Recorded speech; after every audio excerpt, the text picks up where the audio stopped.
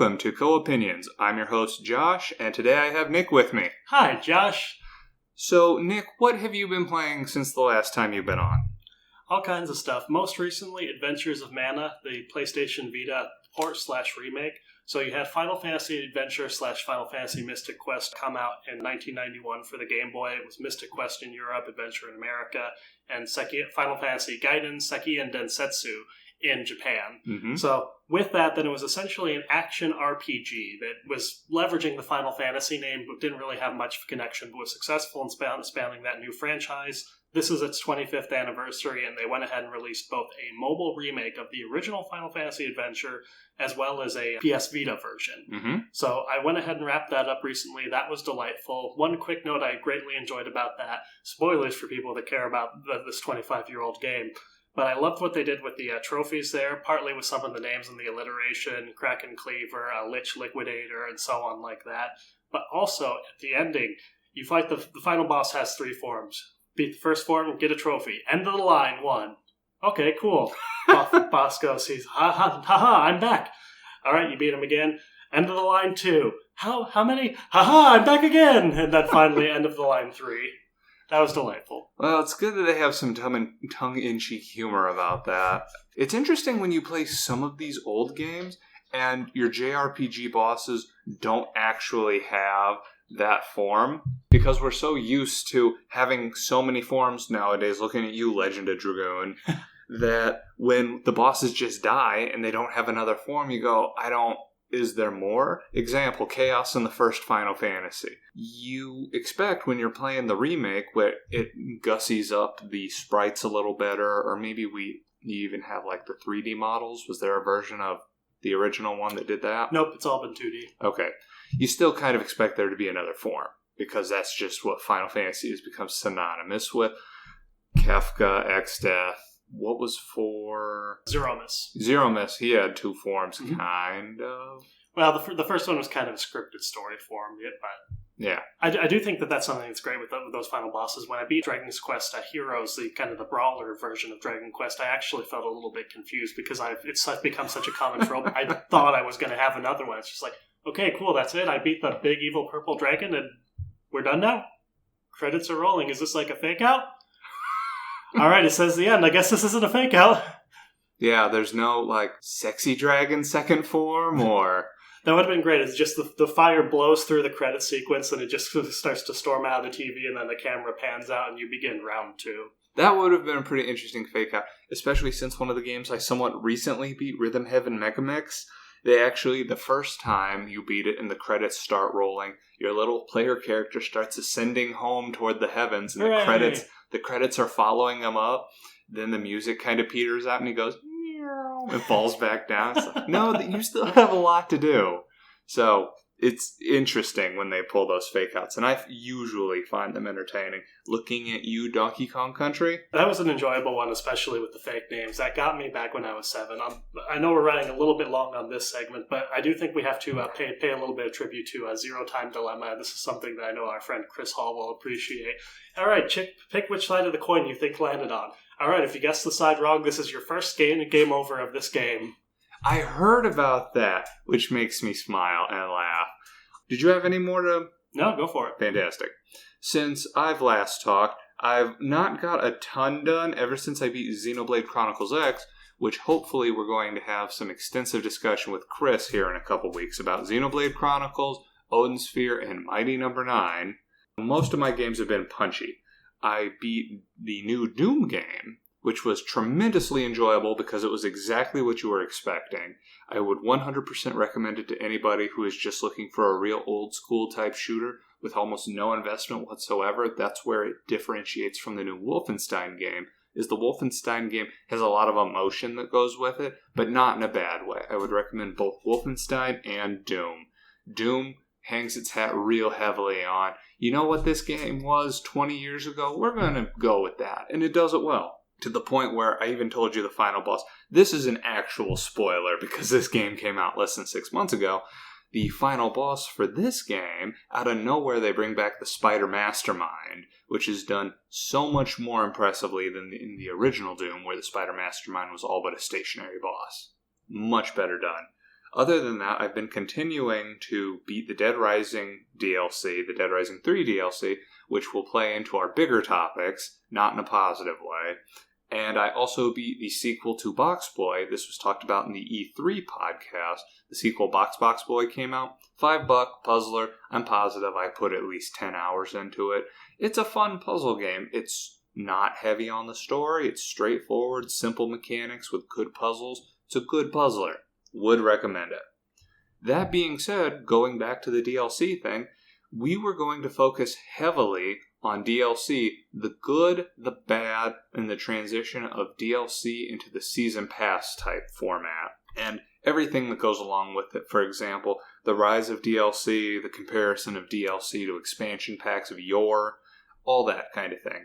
So let's get into it first with the most basic. What was the first content that you can remember paying more money for outside the main game? And you're in an interesting position here because you played more PC games when you were younger than I did, so you're more likely to have played Warcraft 2 expansion pack, whereas I'm positive I didn't pay for any kind of that content till Xbox 360. I think one of the first ones that I can really recall would be Baldur's Gate 1 had Tales of the Sword Coast. That was the expansion pack for that game. Mm-hmm. And that's probably the first memory that I have for extra content. And I think that that's kind of an interesting one to have because the trend that you saw with a lot of expansion packs was let's go ahead and have this cohesive narrative, this cohesive focus. This is the same game engine, but with new mechanics, new characters, new story, and so on. Tales of the Sword Coast is kind of like it says. It's Tales. It's a lot of short, intricate, short sections that are not necessarily fully connected together that still kind of manage to kind of gel together well from a gameplay perspective. I'm personally kind of sad sad about the state of the expansion packs. The last expansion pack that's non-MMO related that really comes immediately to mind for me is Dragon Age Origins Awakening expansion packs. I feel like DLC, with its kind of short self-contained experiences, and that Season Pass that kind of just bundling together those short self-contained experiences, has gotten rid of the idea of expansion packs for a lot of developers. I would somewhat agree, but we'll get onto that after I talk about the first thing I can remember paying for. Honest to God, I thought really hard about this, but I think the first thing I can remember ever buying additional content for a game like that would be on Xbox 360. I think Fallout 3 was the first game where I bought DLC add-ons for, and it was really unique to me, this idea that you could buy more experience for this game you'd already beaten, even though I knew that this kind of thing existed, like with Diablo 2 Lord of Destruction. But they were almost a different beast, because instead of it being, how much was Lord of Destruction? Those were almost full-price games, weren't they? That was a $40 release. Right. Whereas this was a $5 to $10 experience for 3-ish hours.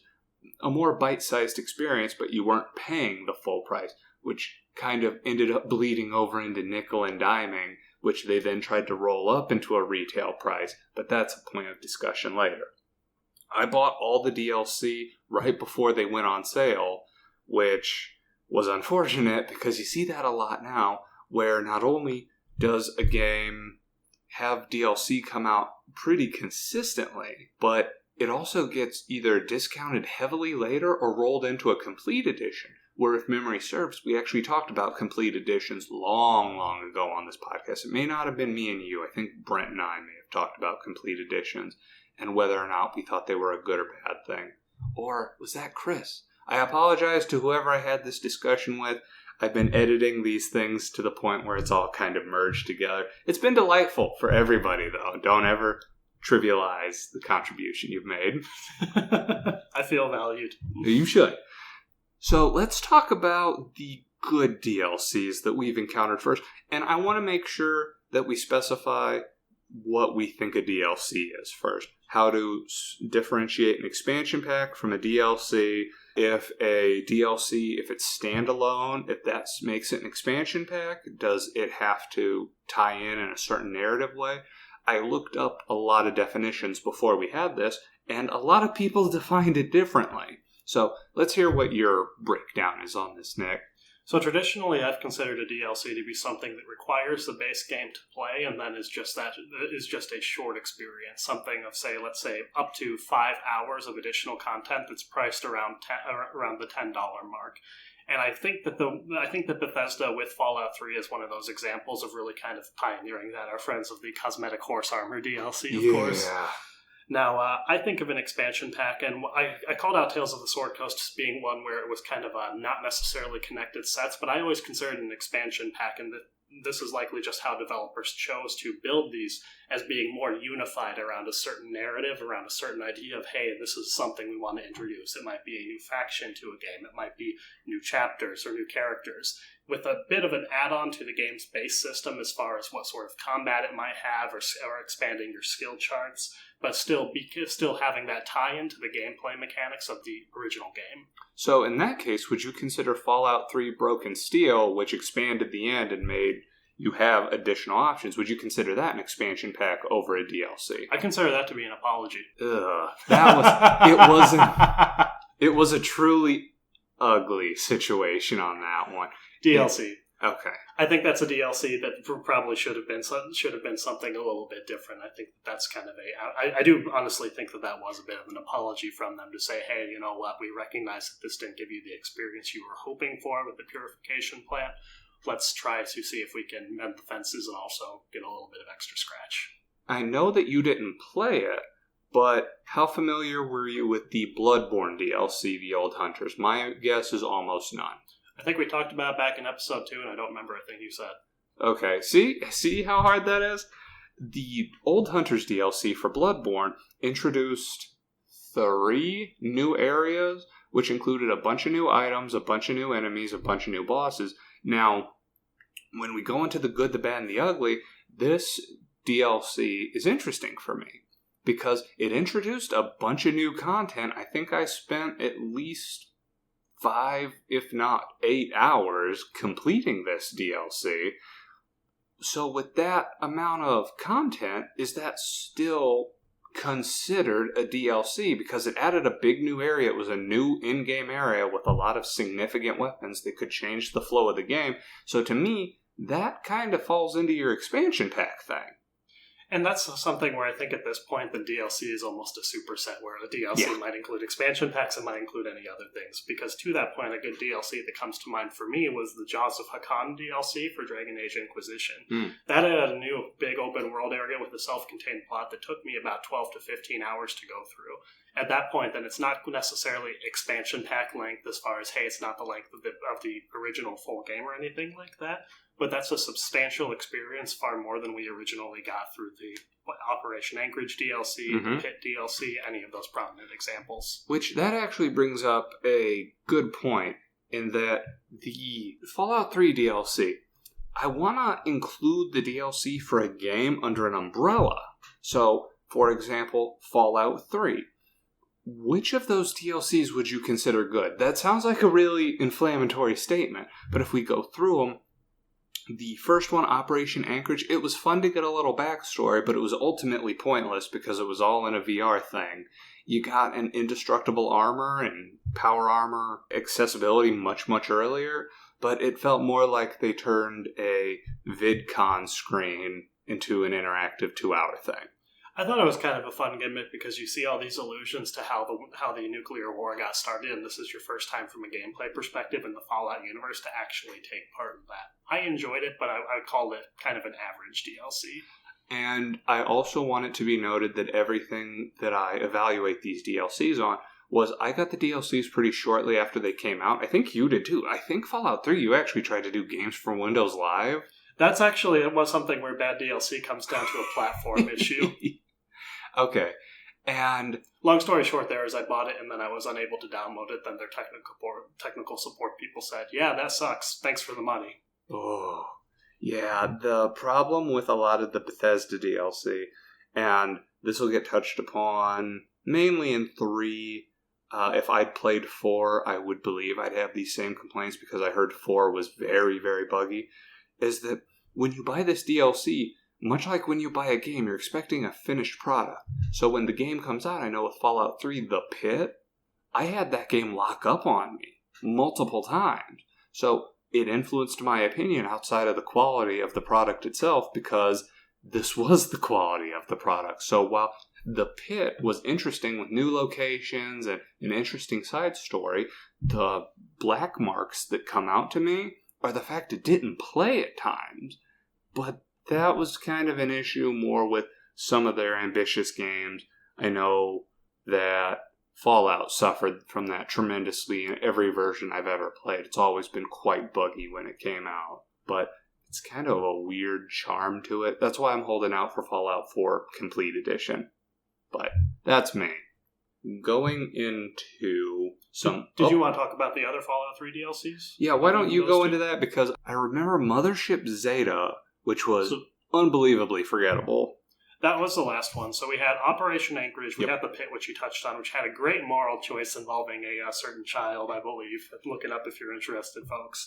And you had the Broken Steel one, which was the kind of conclusion to the main story, that extra add-on.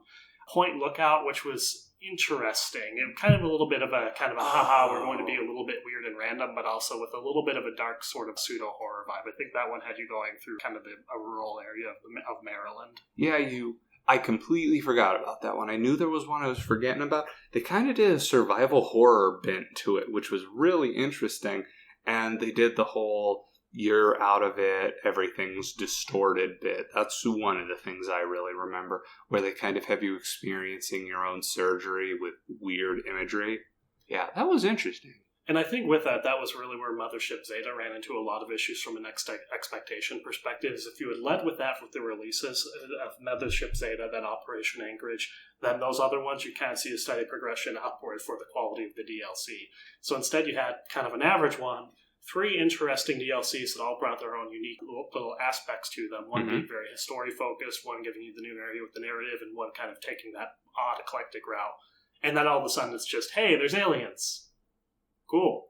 Yeah, and it was so out of nowhere, you would just go to a location, you'd get abducted, and that's all there was to it. I'm not trying to down on it, but I feel like that the piecemeal in the third one, it made it a lot easier going by reviews, word of mouth, whatever, to go, I want this one, not that one. And we'll get on to this with the season pass, where they kind of made you bet everything on black, so to speak. And it really hasn't paid off for a lot of developers gamble-wise. But you had something you wanted to add? Well, just to touch on what you said there about how you're being allowed to kind of pick and choose. With the expansion pack, then you kind of have a finished product to go ahead and judge off of and say, yes, I want this. With DLC, you're allowed to take more of an a la carte approach to it. And kind of like you said there with the season pass, and it's kind of the worst of both worlds. If you can no longer just pick and choose, you have the promise of maybe this will be cheaper than buying them all separately, and you don't know what's going to be in the box. Maybe you like it or maybe you don't. Hopefully. The examples I have of good DLC that I really liked were extensive enough that I would consider them almost to be expansions.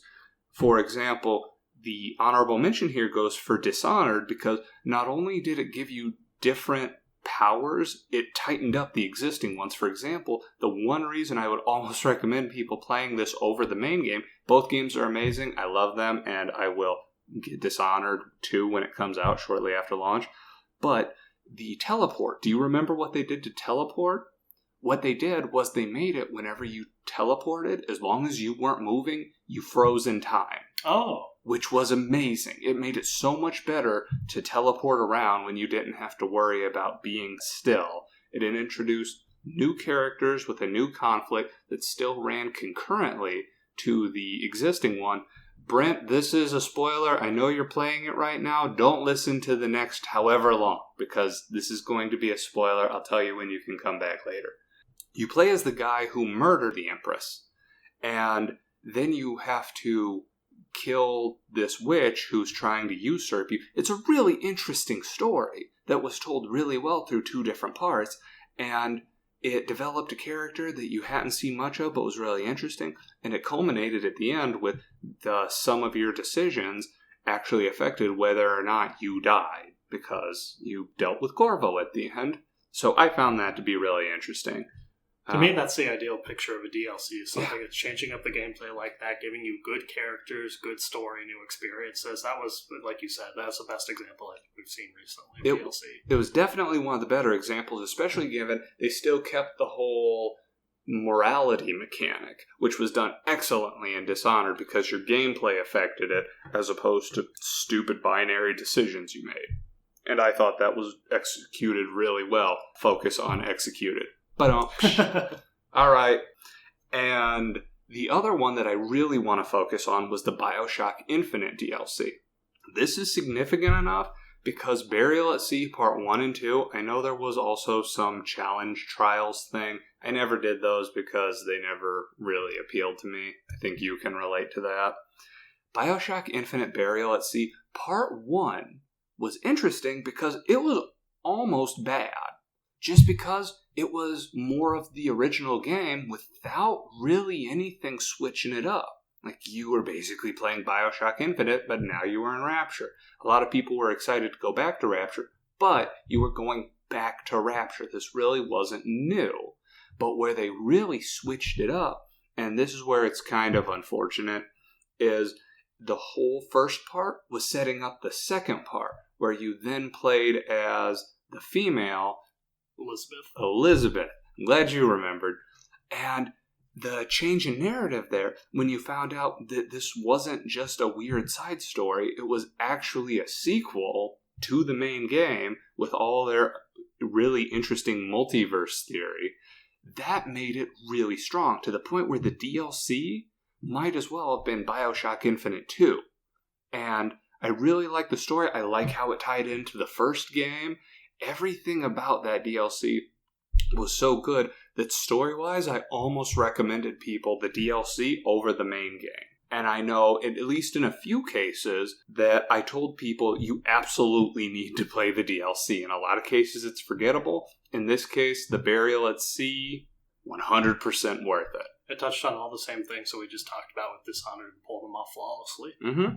And that was another thing that was interesting to me, because around that time, the idea... Dishonored had come out, the idea of first-person stealth was really appealing to me. In the second part of Burial at Sea, it allowed you to play in 1998 mode, because the original game, Infinite, gave you 1999 mode. In 98 mode, you had to play stealthily, because playing as Elizabeth, the idea was you weren't as strong as a lot of these monsters that would be attacking you, splicers, what have you. And you had to be stealthy and not directly attack anybody. So not only did it give you a different gameplay style, it gave you a way to challenge yourself with that different gameplay style. And I beat it the very first time on 1998 mode, and I loved it. I loved it so much. So, like you said, it touched upon all the good bits, and that's really all you can ask for in these things. Right. Well, I guess one other quick note, about one last thing to note on good DLCs is something I'm really happy that Sega's been doing with some of the RPGs that they've been publishing recently. Right. Is having these little maps that you just paid like $2 for, and then you can go in and you have the ability to grind for experience boosting or money boosting items. I thought that's kind of a neat way to go ahead and give people who are really more focused on this kind of thing for the narrative a way to kind of move past things, challenges they may be encountering. Shin Megami Tensei 4 is one of the games that has done this, and I think that's great that where you have people who just want to appreciate the world that these writers and designers have built, chip in a little bit extra to the publisher/developer, and they can go ahead and not necessarily skip some of the challenge, but kind of tip the scales in their favor. And if you don't want it, you don't have to use it. So that point you made right there, if you don't want it, you don't have to use it, is that what you would use as a counter to all of the, for lack of a better term, elitist JRPG players who say you shouldn't even have that option? The fact that they gave you that is antithesis. There's got to be people out there who said you're supposed to enjoy these games because they're hard. There's a lot of people that feel that way, and this is a leisurely activity. I don't feel the need to criticize how anyone chooses to enjoy things. If someone wants to go ahead and put something down to the easiest mode possible to where it's essentially a 60-hour visual novel, more power to them. Let them have fun. That sounds terrible to me. I want some sort of form of challenge, but if that's their choice, that's their choice. And though we won't touch on this here because we could go into it, we could make it a whole thing. I've never really understood other people criticizing the way that someone's playing a game in the sanctity of their own home. it's a one-player game. It's not like you're going on FF14 and wiping the raid crew because you don't know how to do a run, which speaks to you recently, doesn't it? On multiple levels. Yeah. I guess the big thing there with it as well is this is increasing the amount of units that these games sell. And when you have certain genres that are essentially have been vanishing and having resurgences through different periods, anything that can make these games more commercially viable, every fan of these franchises should be 100% on board with. I do wish in some games, I'm thinking Dishwasher Vampire Smile and more popularly Ninja Gaiden being infamously difficult. If you played on the easiest difficulty, they would mock you. In Ninja Gaiden, they gave you a pink ribbon, I think, if you played on Ninja Dog. And in Dishwasher Vampire Smile, if you played on the easiest difficulty, which I think was Pretty Princess, everything gets a pink tint. When you kill things, rainbows come out. And I think that's definitely a developer's prerogative, especially with a game like that where part of the appeal and the marketing for it is, hey, we're going to give you a very, very difficult game. Then that's something where it's good to have that encouragement of, can you do a little better? Can you try? Can you bump it up just a notch for us? We believe in you. Oh, who's a good game player? You got it. I'm just thinking about all the different games that if they would have given an easy mode, like I can see Bloodborne, if you play on easy mode, you get to the end and they give you like a squeaky hammer. Oh, Lisa! Do you remember that? Oh, that was delightful. That was amazing. You win, I guess. Did they even roll the credits or did it just kick you to desktop like, yep, good job, you? Yeah, it just kicks you to the desktop. That was amazing. I'm looking forward to getting that vinyl a lot. I think this might be a good point to transition back to the bad DLC, because honestly, I almost want to just go on a tangent now about non-standard game overs, where games poke fun at you for the choices that you make. All right. But we'll transition to the bad DLC. Would you like to start us off there, Josh? So I had a real problem when I was trying to associate what was a bad DLC, because what I consider a bad DLC is very rarely did I ever get a DLC and think I absolutely wasted my money on this. The only things that I really felt you could waste your money on is if it was broken all the way. Like if for some reason this made the game less enjoyable. And I can't think of any examples of those, but I can think of examples where they were boring. They were boring, or the one I'm going to focus on is where they kind of content locked you with the DLC. And just to give a quick example of boring, Fable 3 had some DLCs. They were boring. They added nothing to it. I felt like it was completely and totally pointless. Felt like a waste of my money. Content locking, though. Anybody who knows me knows I am a tremendous fan of the game Asura's Wrath. I loved it to death. It got a lot of criticism over being more movie than game. I loved how over the top it was. I loved the fact that you could never really die. You could just get less enough angry that your character's just like, whatever. You didn't have a life bar. That was so novel to me. And then when you get to the end of the game, when you get to the end of the normal game, you're like, all right, well, this was a happy ending. And then if you get to the extended ending, and I can't remember what differentiated the normal ending from the extended ending. I thought there was something you had to do, but I can't remember what it was. You, at the end of the normal ending, you go, I kind of wonder what happened to that person, and they never really explain this character's involvement, but whatever. And then the extended ending, that character comes back, and they explain that character's involvement, and they go, and for the conclusion, pay $8. What? Oh, and it won't be out for like a month and a half. It wasn't even out when the game came out. Which, this is heartbreaking, because the conclusion to that game was amazing. That was a very sad ending. It was a sad ending, but it was the culmination of the rest of the plot so tremendously. The way that Yusha, the other guy you played as consistently, that paid off a lot. The fact that you raged against the very creator of everything, to the point where when you raged against him, you didn't even have your crazy arms anymore. You were just bare knuckle brawling with the creator of everything. That, just talking about it, makes me want to go back and play it again. It's making me want to do that too. Fighting on the moon with your mentor as Brave New World plays. I don't fight for good and I don't fight for evil. I just fight. So good. man. Go play it, everybody. It was so good. It's cheap now. Go play it. Go play it, and then when you get to the end, pay as much for the DLC as you probably did the game. Which, it's such a bummer, because there is so much resolution at the end of that. The thing where it kind of becomes a problem is if you want to 100% it, the last chapter's really, really long. Which is kind of... But if all you care about is the narrative, it's whatever. Content locking, like you talked about. I'm sorry, did you have something else you want to touch on with Asura's Wrath? Yeah, the content locking... I'll start rambling about Asura's Wrath for the next half hour and how much I like it. So get into content locking, then I'm going to talk about something good that Asura's Wrath did. Okay. One of the other cases that comes to mind of content locking for me, this is an unfortunate trend that BioWare's been taking part of recently. You had the Mass Effect 3 ending that a lot of fans were unhappy with, even after BioWare released these extended cinematics that didn't give them the emotional catharsis they were looking for at the end of this epic story. So what they did with that then is they released this thing called the Citadel DLC, which was supposed to focus on the relationship that your character had with his recruitable companions and all the fun banter that these different characters had with each other. That's something that they've continued on and done as well. So $15 essentially if you want to experience that. Well, then they went ahead and carried on this with Dragon Age Inquisition. There was a big reveal at the end of Dragon Age Inquisition that one of your companions is not who he is made out to be. What they went ahead and released then was this DLC that's set 2 years after the end of that main game for $15 that basically picks up on what happened with that character. Come to think of it, they did that with Dragon Age Origin as well, with this one around Morrigan, the witch from Dragon Age Origin. That's what I thought you were going to talk about, because something about her having a baby, wasn't it? Well, that whole plotline actually comes to fruition in Inquisition, but they kind of tease that you're going to see the outcome with this DLC, because DLC is coming out. You have no idea. It's just, hey, Morrigan's going to be back, and everyone's like, wow, we're going to find out what happened?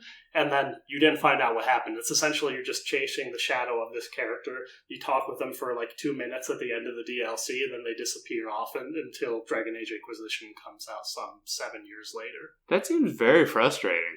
Well, I didn't really realize until I started talking about it, but they did it way back with Dragon Age Origin in late 2000. So this isn't new territory for BioWare. This is just an MO at this point. Yeah, that's not a good MO. I am not a fan of that. Speaking with that, just a quick call out for bad DLC. This is something that they did rectify at least. Return to Ostagar was another one they had. There's this big battle at Ostagar at the beginning of Dragon Age Origin where you have some pivotal plot stuff happen that kind of kicks off all that main plot stuff. There's a DLC where you return to the ruins of that battlefield. Pretty cool. What kind of secrets are you going to find? What's this going to add? Well, it's going to add about 30 minutes. That's about how long it takes to clear. You're going to pay $8 for that. No. That was not a good time value entertainment to cost ratio. And that's where it's nice, at least, that with Journey to Jaws of Hakan, the Dragon Age Inquisition one, you have that massive 15-hour experience to where they're actually putting in enough content to make it feel like you're getting your money's worth. And just on that one real fast, because you mentioned the last game that you could think of that had something considered an expansion, apparently, and I don't play these games, but apparently the Witcher Blood and Wine expansion, apparently that's significant enough. People consider that an expansion pack over a DLC. So I was just bringing that up, that there are some games that are still rolling hard on giving a lot of content for what they're doing. Those developers in general are very considerate to their fans and think about what's best for the fans. Mm-hmm. Coming back around to Asura's Wrath, something they did do good in the DLC, and I thought this was a magnificently clever crossover, was they had special episode DLCs, which were side stories, what-ifs, if you will, where for some reason Ryu showed up in the Asura's Wrath universe, and for the first part of it, you fought him like it was a Street Fighter battle. It was delightful because it was so weird. And then in the second part, you fought him as Evil Ryu and you bumped up your craziness. And then when you defeated Evil Ryu, boom, Akuma shows up. Special episode 2. And then again, you fought it like a Street Fighter. Then you went all crazy and you split the moon in half at one point when you're fighting Akuma. And I remember it ending with both of you turning into statues and your fight had become legend. It was goofy, it was fun, it was $2 a pop.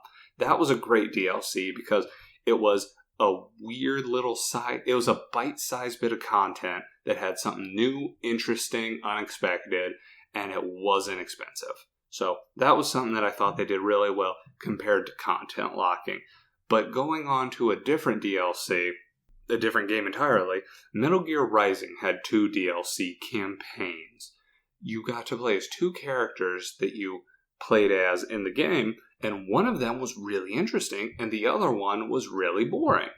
And the reason that was because you got to play as the Wolf, who was a boss early in the game, and he changed up the gameplay where instead of it just being sword fighting, you could actually play it stealthily. You could crawl up behind and attack, and it introduced new bosses, and you went different routes through early levels you hadn't really done. It was interesting because they changed it up significantly.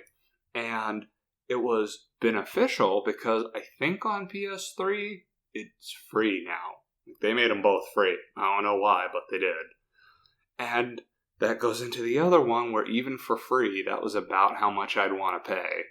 Which is harsh, but you play as a different boss named Jetstream, and he's a cool guy, but he's another sword fighter with the exact same attacks. It has one different mechanic where you can quick draw to kill people, but you fight the same bosses. You do the exact same stuff. You get to the end, and the final boss in the DLC is the final boss in the main game. Yeah! It doesn't seem to have much of a point. It didn't at all. So you got to the end and you beat the final boss. He's like, congratulations, you're hired. What did I just spend an hour and a half doing? I don't understand. Sorry, guys, the writers got drunk, and then the designers got drunk, and we really just kind of had programmers, so we just kind of did the same thing. Yeah, we just dredged the stuff together, which was a bummer, because you'll never get around to playing Metal Gear Rising. It's just probably not happening. That character was super interesting because the game has a whole lot of technically moral conundrums because everybody has to be augmented by cybernetics to be competitive in the new world of private military contractors. It presents an interesting idea where if everybody has to be a robot, does that make it normal? Does that make it okay? Is it a problem if you have to basically be juicing to be competitive? This guy didn't. Like, he was just a dude. They don't touch on that at all. That's a missed opportunity. It was an incredibly missed opportunity. So when you got to the end of it, the guy's sword, you actually have to use in the main game to beat the final boss. They don't really touch on that. Like, they don't really address anything.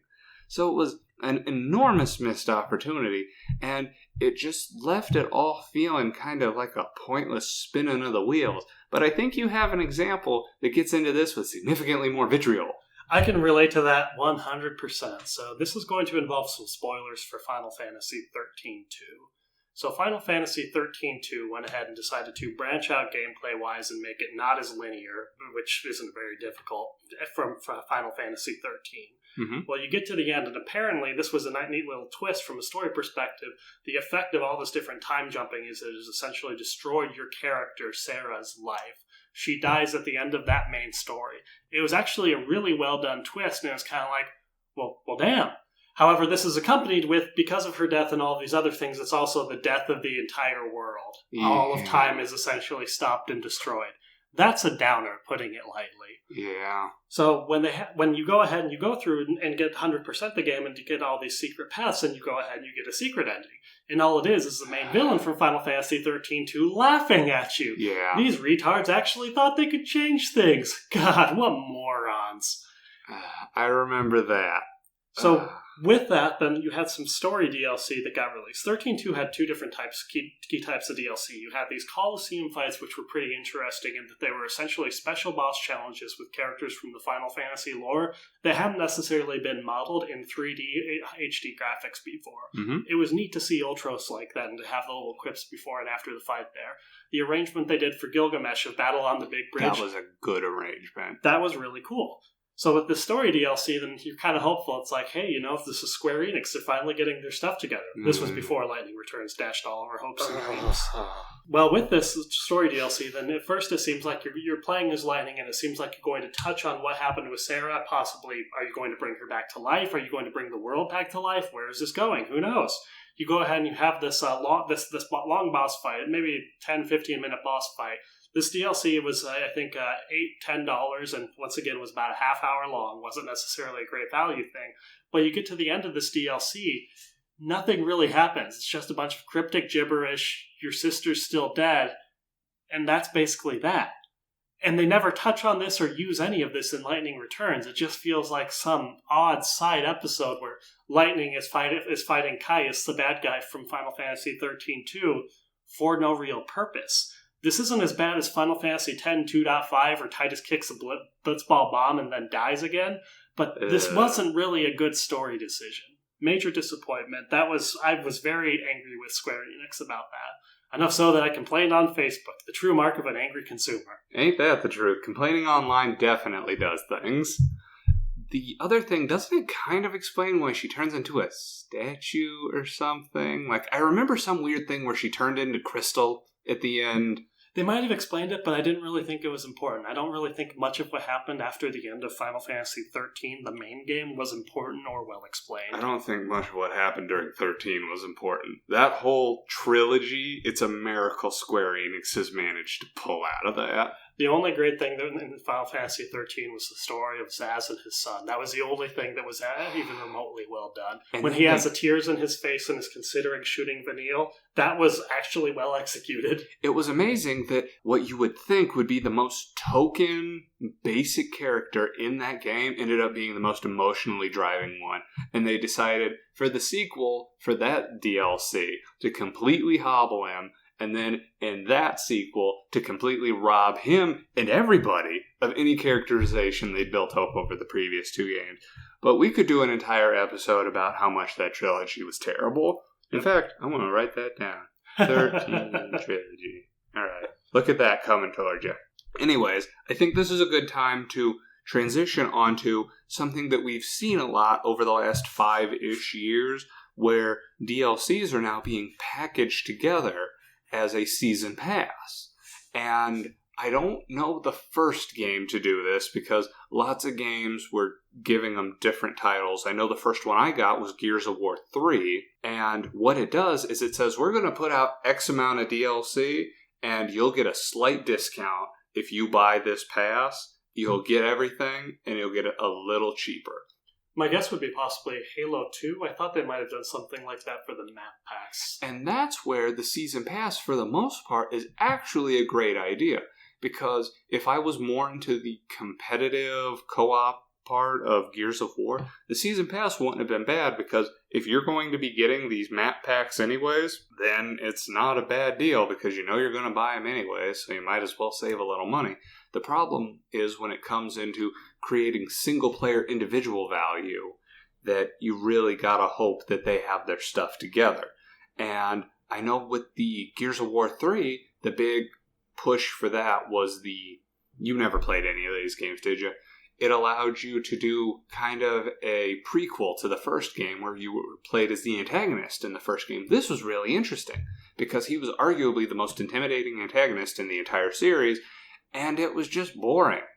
Like, it ran into the problem that a lot of prequels do, where you know where it's going, so they don't give you a lot of wiggle room. If they introduce new characters, you immediately go, I didn't see them in any subsequent game. Wonder if they're making it out of this one.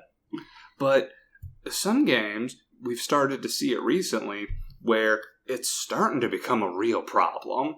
2 examples I can think of that jump out to me immediately. Now, I haven't played this game, but Brent, shout out to Brent, even though he ain't here, Arkham Knight had a season pass. This was well publicized how bad of a value this season pass was, because it introduced a bunch of little, 45-minute stories that didn't add anything to the game.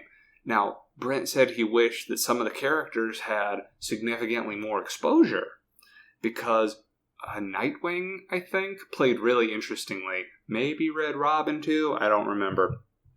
But they were so small and so undeveloped that it felt more like they were teasing you with a sampler.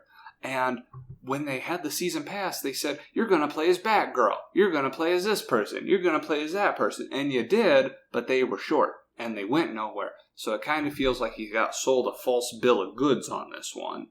So, I don't know. I feel like a lot of games are now being pushed to have DLC, and they're being pushed to have a season pass.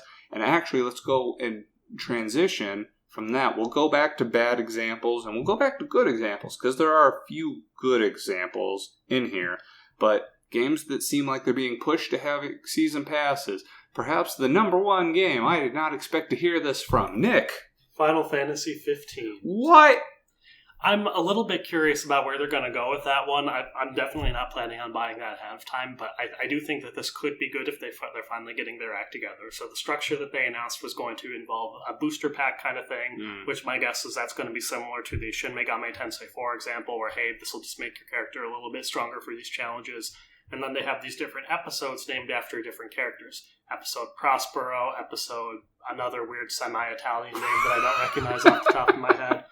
So with these, I think that these might expand and give us some backstory about these characters, and I could see that being well done, where if it's almost like a companion quest style thing, where it becomes, hey, this character, there's this backstory that's kind of alluded to at different points in the main story. Let's go ahead and have a short campaign focused on that. 4 or 5 hours building up on what happened with that character and how that developed them. It gives their existence more meaning within the game's universe. That's my hope for what will happen. The other possibility, of course, is that it goes nowhere, the characters are hateable, and it just plain sucks. We'll find out in a few months. The thing about that season pass that I'm real curious about is there's a holiday pack in there. There's 4 character packs, the booster pack, and a holiday pack. Christmas outfits for everyone. I mean, I'd be down. Get a nice jazzy Christmas vest. Yeah. Anyway. It's really bizarre to see. It's an RPG.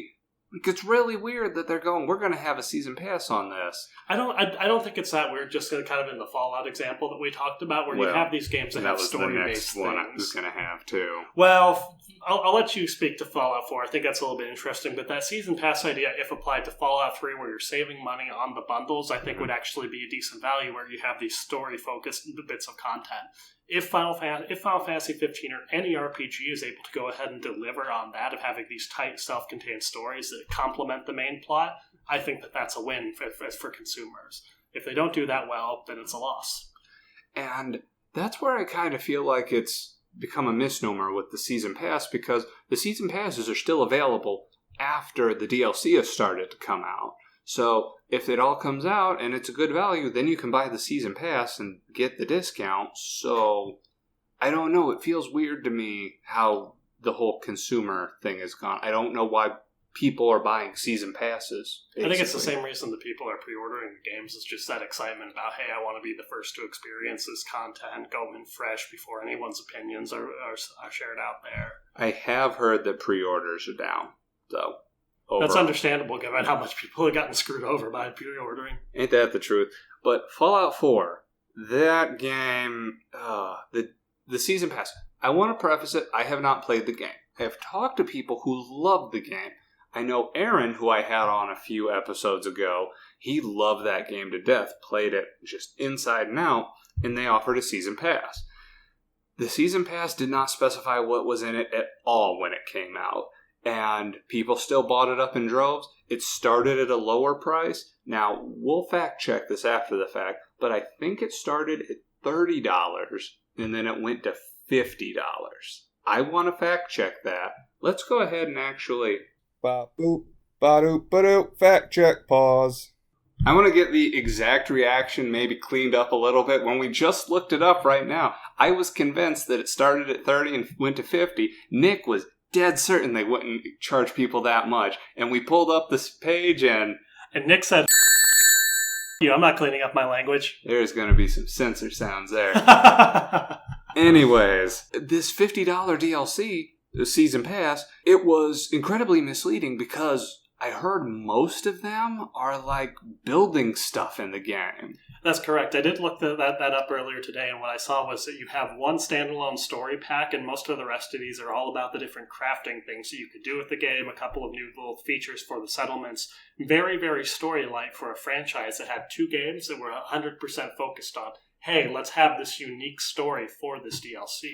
That's very, very misleading. It's like if you were to go ahead and buy that Final Fantasy 15 season pass, and all of a sudden then it was just like a little brawler segment with no story at all. It was just challenge maps for doing brawling. There is going to be a Brawler FF15 game. I don't know if you saw that. I did see that. So I just thought it was interesting you brought that up. That's what the season pass will buy you, I guess. But it's just misleading. And I feel like a lot of these season pass, I feel like Arkham Knight suffered from that. Fallout 4 suffered from that. Some games that haven't suffered from it was Mario Kart 8, interestingly enough, had a season pass of sorts. I completely forgot about this, but Hyrule Warriors had a season pass. And with Hyrule Warriors, it introduced so many challenges that it expanded the life of this game tremendously to the point where it was so much stuff. Kara and I became overwhelmed and we didn't end up beating it because it was just so much for $20. With Mario Kart, I don't know how many additional races we got out of the 2 additional cups per. Each cup had 4 races, so 8 races, but that introduced some crossover between Legend of Zelda and Animal Crossing. And some other tracks that were really interesting. F-Zero. F-Zero and Excite Bike. Excite Bike was actually my favorite one. I thought it was a really well done track and everybody seemed to love it. But I want to touch really briefly when we're talking about these season passes. I want to talk about games that I think should be using these season passes. Games with episodic content. So we already see it with a lot of Telltale games. We see it with all Telltale games. Walking Dead, Wolf Among Us, Game of Thrones, Tales from the Borderlands. I know there's more that I'm missing. That's their bread and butter. I feel like games should be played episodically, and the season pass on that, I feel you're in for a penny, in for a pound on that. And I like how a lot of these games do it. I think it's different on the PlayStation than it is on Xbox. Could be wrong about this.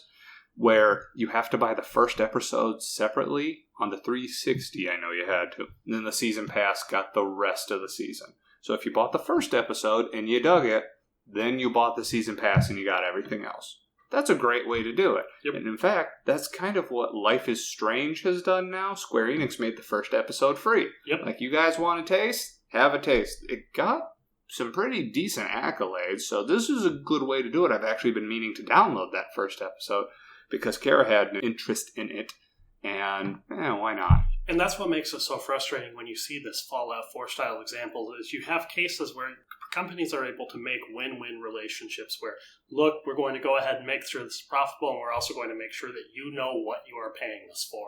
Fallout 4, I feel, is a dishonest way to go ahead and sell content. And I do like the season passes when there is transparency. Example, Doom. Doom said, hey guys, we're going to have a season pass, but it is all multiplayer stuff. Don't go out and buy it if you're wanting new single player, because we told a full story in there. This is going to roll out new maps, new weapons in the maps, new enemies in the maps, but that's what this is. Like Uncharted, they've had DLC, but it's always been multiplayer. They said with the new game they're supposed to be a single player, but I don't think they ever actually announced details about it. A game that's been doing season passes for a while now, and we didn't touch upon this last episode with Assassin's Creed, was ever since Brotherhood, they've been doing this idea where you can buy all the DLC that's going to be coming out. And in Brotherhood, I do not believe there was additional story. In Revelations, there was an additional story, but it was weird. I'm not going to get into it. It's been mostly multiplayer focused. And sometimes this pans out, sometimes it doesn't. The Gold Edition of 4 included the story DLC, and much like I imagine with the booster power-up for 15, you also got more powerful weapons. I can see why people would complain about this, but it's not pay to win if you're not playing against anybody. And the weapons are never better than the best weapons in the game, so QQ scrub. Ugh, I felt dirty saying that. Anyways, games where it backfired tremendously with the season pass was Unity. Do you remember this at all? No. Unity was a train wreck. Everybody remembered that. It was a train wreck to the point where people who bought the season pass blindly, I know one guy who did, they ended up giving out the DLC in Unity for free for everybody. That's how bad they screwed up. And they decided instead to give people who bought the DLC the first episode of Assassin's Creed Chronicles China. I know what they were trying to accomplish, but if you bought that season pass wanting one thing and they said, sorry, but we're giving you another thing, I would have preferred my money back. Because if I was expecting to get a 3D stealth platformer type dealy bop, and they said, nah, we're going to give you a 2.5D, I would have been mad. You go to a restaurant and order a steak, the waiter brings out a burrito. It's like, look, I don't dislike burritos, but I wanted a steak. I came here for a steak. I ordered my steak. Yeah, but this burrito is going to be just as good as a steak. I don't care. That's not what I paid for. It's a very good analogy. But let's go ahead and call this one for now, because I feel like this is going to just devolve into us angrily ranting against DLCs we felt slighted by, which isn't to say that DLCs are bad. We gave a lot of examples of DLCs we really liked.